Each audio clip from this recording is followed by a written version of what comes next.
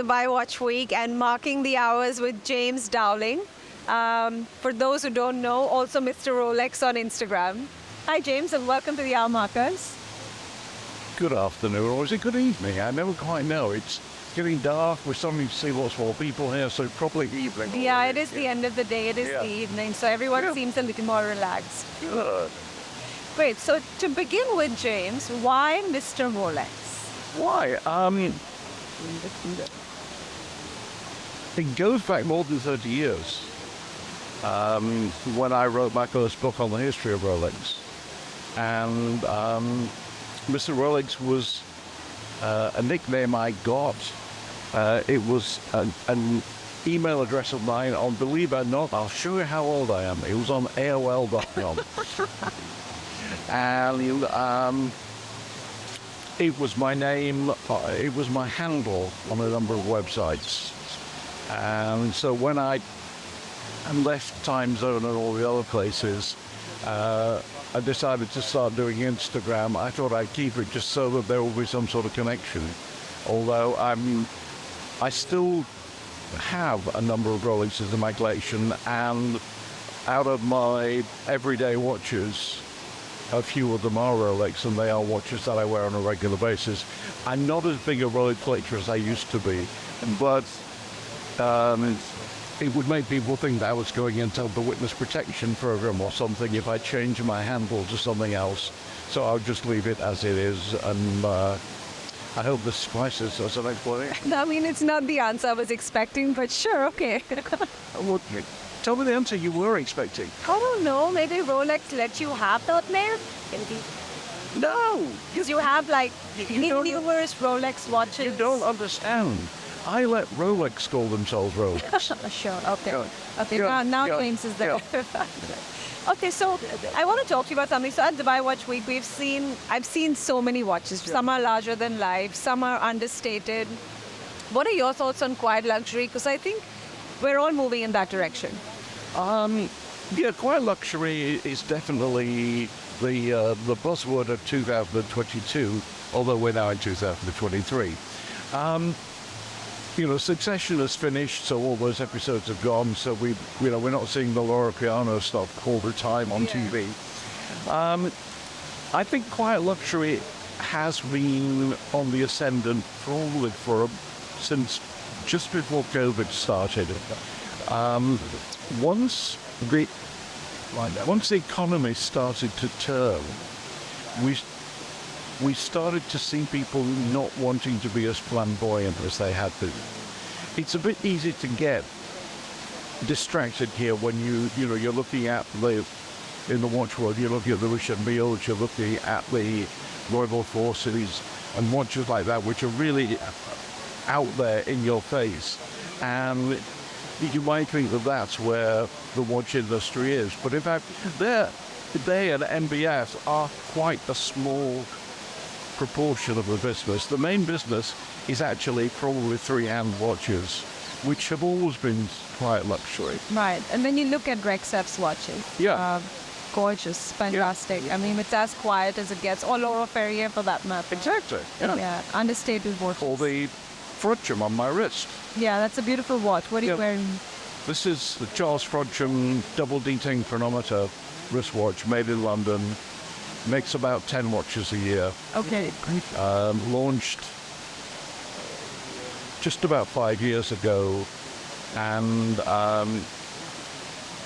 one of the most interesting and discreet watches that you can get. Is that an enamel dial? No, that's what's really interesting is it is a very discreet watch, but it's very technically advanced. So, for example, the dial isn't enamel or porcelain. It's in fact an incredibly thin, 0.5 millimeter thick sheet of ceramic. The same stuff that IWC make their cases out of. Right. They're making their dials out of. Wow, that's interesting. Yeah, they're the only people who made a dial out of ceramic. Wow. And it's made the same way old pocket watches were made, in that the subsidiary seconds dial is drilled out, and then a second piece of ceramic is inserted from the back.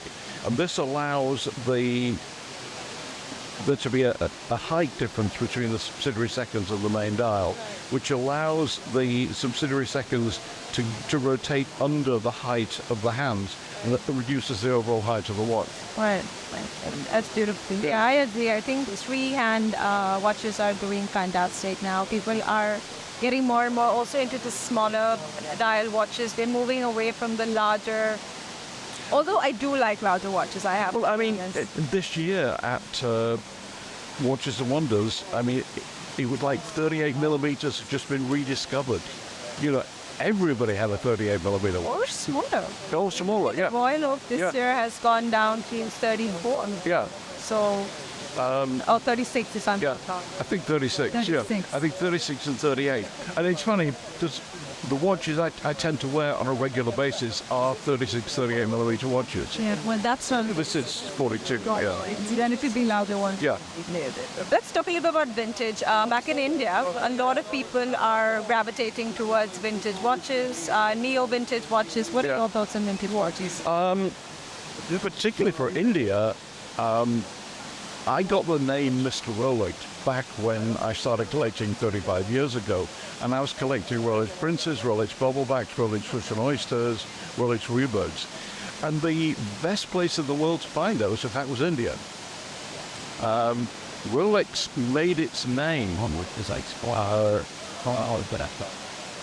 based in the UK and exporting to what was then the British Empire. Right. Because once the Oyster came in, it was sold as being waterproof, but its main advantage was that it was humidity proof.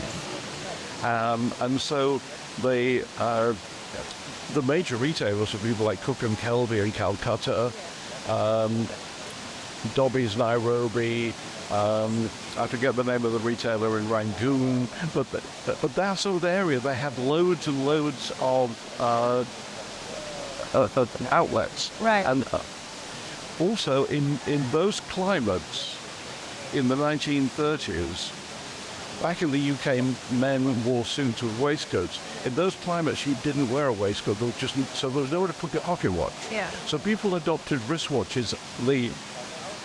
How can I put it? The British there adopted wristwatches much earlier than back at home because it was much more comfortable for them. And so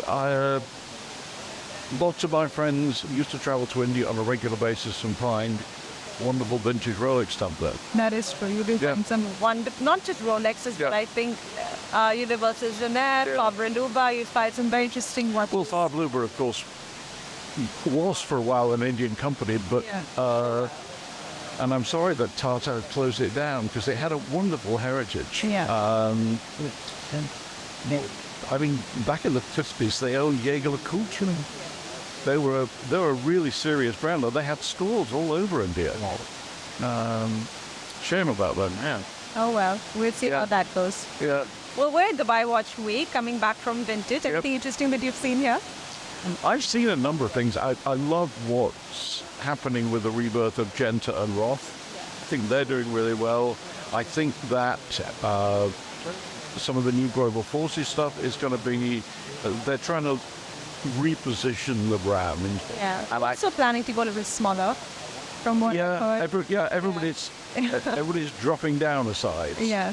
I love the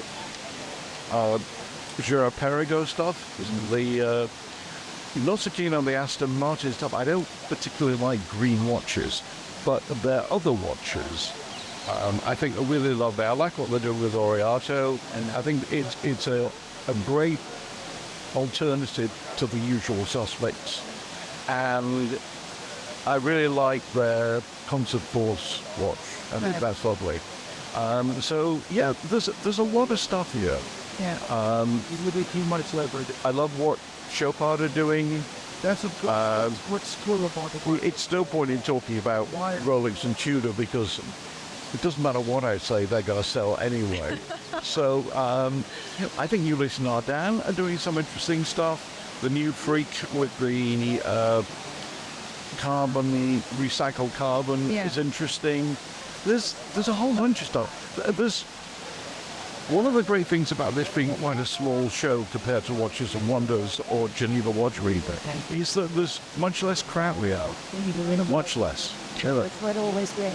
All right, James, on that note, it was a pleasure. Thank you for joining us. And we'll see you that was maybe quick at and dirty. Watches and Wonders. I'm sure.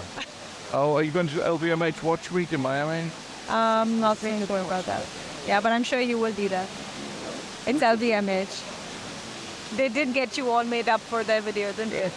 I know, I was expecting that, but I was just sort of bringing my own makeup first. Next time, I Yep, promise we'll get you your own hair. makeup, yeah. Thank you so much, James. You're welcome. Bye, Karen. Take care.